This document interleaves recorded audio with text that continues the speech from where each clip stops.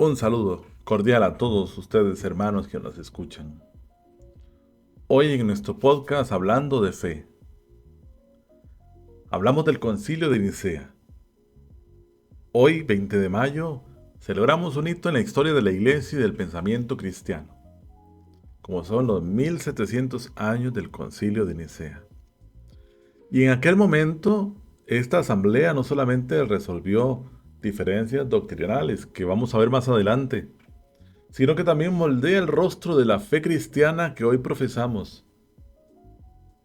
Y sin duda alguna un aspecto que tenemos que recorrer al volver la mirada a este acontecimiento es cómo redescubrir la riqueza de la fe trinitaria, la inmensidad de Dios y el significado profundo de aquellas declaraciones que nacieron a partir de Nicea. Por eso se dice que el concilio no solamente definió doctrina a lo largo del tiempo. En este podcast vamos a hablar de la doxología, de cómo el concilio de Nicea revela el misterio de la salvación y de su impacto en nuestra vida cotidiana. Así que por decirlo así, es un recorrido de historia, teología y esperanza, muy apropiado con el tema del jubileo que nos acompaña. Vamos a explorar cómo el credo elaborado en Nicea refleja esa inmensidad de Dios que trasciende todo entendimiento y que aún así hoy podemos profesar. En esta visión de fe, vamos a tomarnos un momento para estudiar un documento. El documento a la luz de estos 1700 años, documento de la Comisión Teológica Internacional llamado Jesucristo, Hijo de Dios Salvador, que por supuesto usted puede encontrar en la página del Vaticano y que está justamente para que usted pueda hacer una lectura comprensiva, pausada de este acontecimiento. Hoy vamos a hablar del capítulo primero y de algunos aspectos que nos señala el documento.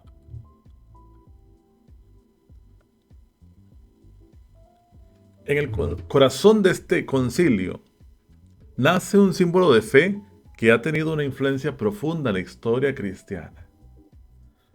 No es solo una declaración doctrinal, sino es una proclamación de la inmensidad de Dios y de la relación íntima que compartimos con Él. Este símbolo revela la grandeza de un Dios Padre que es fuente de toda vida y del Hijo, Jesucristo, que en su encarnación vino. Cuando decimos Dios de Dios, luz de luz, se nos invita a contemplar su infinita majestad, su divinidad verdadera y la realidad de su misión redentora. Es decir, en esta simple pero potente confesión residía toda la esperanza y la verdad de la fe cristiana. Y diremos, reside toda esperanza y la verdad de la fe cristiana. No en vano el Papa Francisco nos decía que Jesucristo es la esperanza que no defrauda. La proclamación central de este concilio es que Dios es uno en tres personas, Padre, Hijo y Espíritu Santo. Una doctrina llamada triunidad no es solo una definición teológica, sino una experiencia de comunión divina en la que los cristianos estamos llamados a vivir. El símbolo nos exhorta a entender que en esta comunidad de personas Dios revela su amor y su plan de salvación. La inmensidad de Dios refleja su capacidad infinita para amarnos, para salvarte a ti, a mí, a toda la humanidad.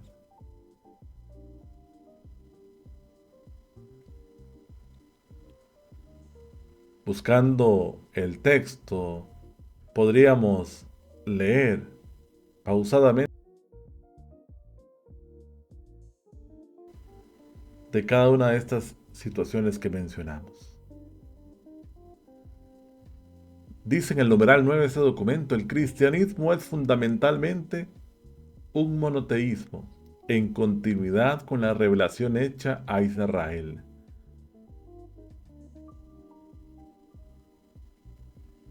En cuanto menciona el sínodo, si Cristo es Hijo de Dios, implica que hay una generación en Dios, en este Dios Padre que da todo lo que tiene y todo lo que es. Una paternidad que se mira en la capacidad de entregarse por completo. Dios siempre ha sido Padre y nunca ha sido un Dios solitario. Y este es un elemento a tener en cuenta a la hora de hacer esta profesión.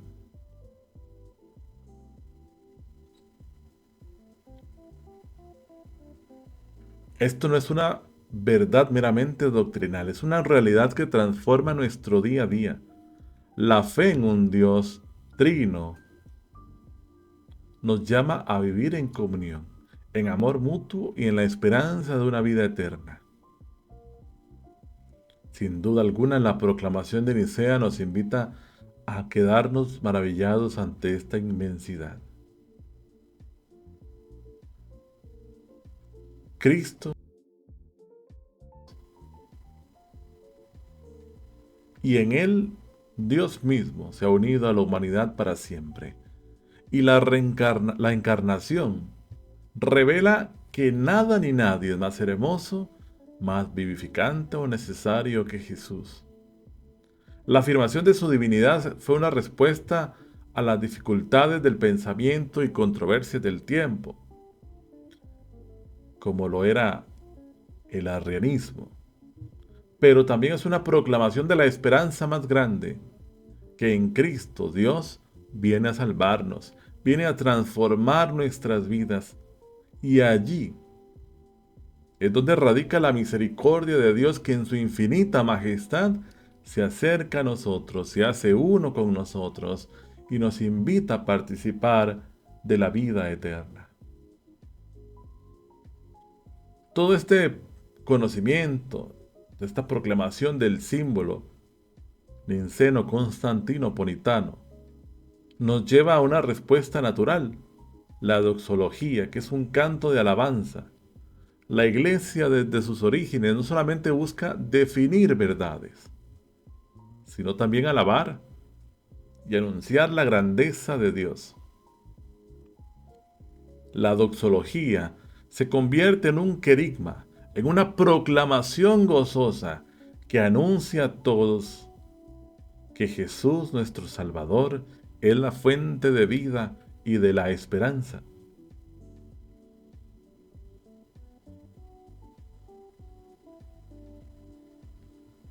Ya podríamos entrar en la dinámica propia de lo que nos menciona el concilio de Nicea con esta homoousios, esta referencia, esta declaración de que Jesús es de la misma naturaleza que el Padre, consubstancial al Padre.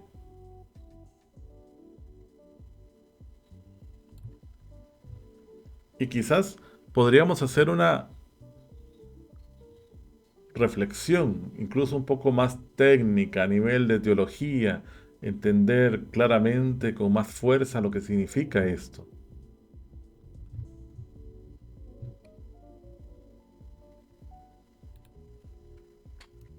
Ya, ya. Hola, hola, hola.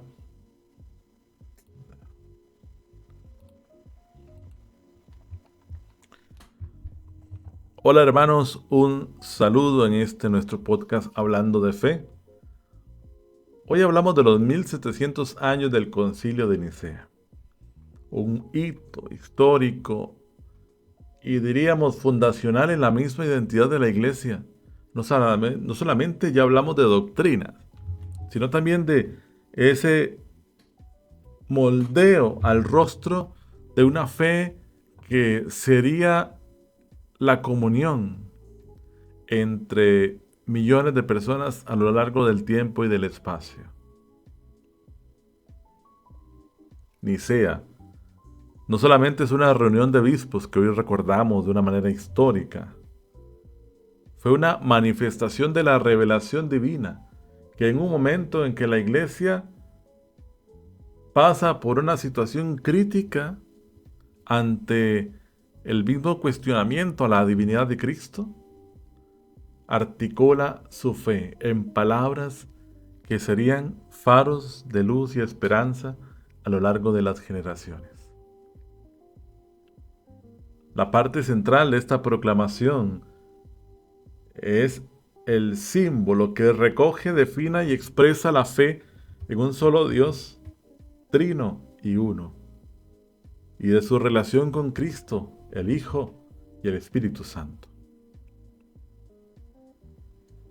El símbolo afirma la fe en un Dios Padre Todopoderoso, Creador del cielo y de la tierra, que revela a su vez la unidad y la pluralidad de la divinidad.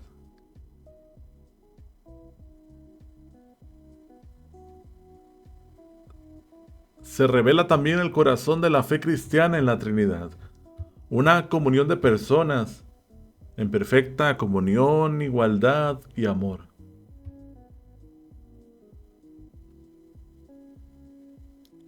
Una realidad que no solamente es una verdad doctrinal, sino también una experiencia de comunión y de presencia en la vida de la Iglesia y agregar en la vida de cada uno de nosotros. El símbolo no solamente habla de la Trinidad, y hay que detenerse en la cristología que plantea.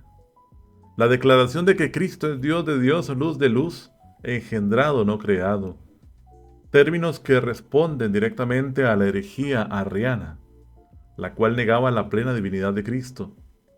La elección del término homoousios, de la misma sustancia, que afirma que Jesús comparte en totalidad la naturaleza de Dios Padre, garantizando que en Él se revela plenamente el amor divino y la salvación de la humanidad. Esta proclamación no solamente asegura la verdad doctrinal, sino que también invita a la adoración. Una confesión de fe, una respuesta de fe que se convierte en doxología, en una alabanza que manifiesta la gloria y la belleza infinita de Dios. La liturgia y la oración de la Iglesia está enraizada en esta verdad, que busca transformar la vida de quienes creen en ella. El símbolo de Nicea nos recuerda también que la Iglesia, como custodia de esta revelación, tiene la misión de transmitir y preservar esta verdad en fidelidad al Espíritu Santo. Una autoridad que se consolidó en los primeros siglos y que garantiza que la fe no es una colección de ideas, sino una experiencia viva que transforma la existencia y conduce a la humanidad a la comunión con Dios. Además, es notable mencionar que el concilio busca unir en la misma profesión de fe a toda una cristiandad. Esta formulación doctrinal, perfeccionada en el tiempo, sigue siendo un faro que orienta a la Iglesia en su misión de anunciar la salvación de Cristo a todos los pueblos. En conclusión, el Concilio de Nicea no es un acto de definición doctrinal meramente, sino una manifestación de la revelación y el amor divino. El símbolo que surgió de aquel encuentro que revela la naturaleza uno y trino de Dios, la plena divinidad y humanidad de Cristo y la misión salvífica del Espíritu Santo. Verdades que proclamadas hace 1700 años siguen siendo el corazón vivo de la Iglesia para alabar, para orar y para salir en misión. Celebremos y celebramos hoy no solamente un acontecimiento histórico, sino la fe que nos une en Cristo, en comunión con nuestros hermanos y hermanas de todas las generaciones. Sin duda alguna, esta experiencia que pudiéramos ahondar a través de muchas formas, nos tiene que inspirar a vivir con una profundidad, adorar este gran misterio de un Dios, Padre, Hijo y Espíritu Santo, y buscar esta adoración, como lo diría el mismo texto de la palabra de Dios, en espíritu y verdad. Muchas gracias por acompañarme en este primer capítulo. Hasta la próxima.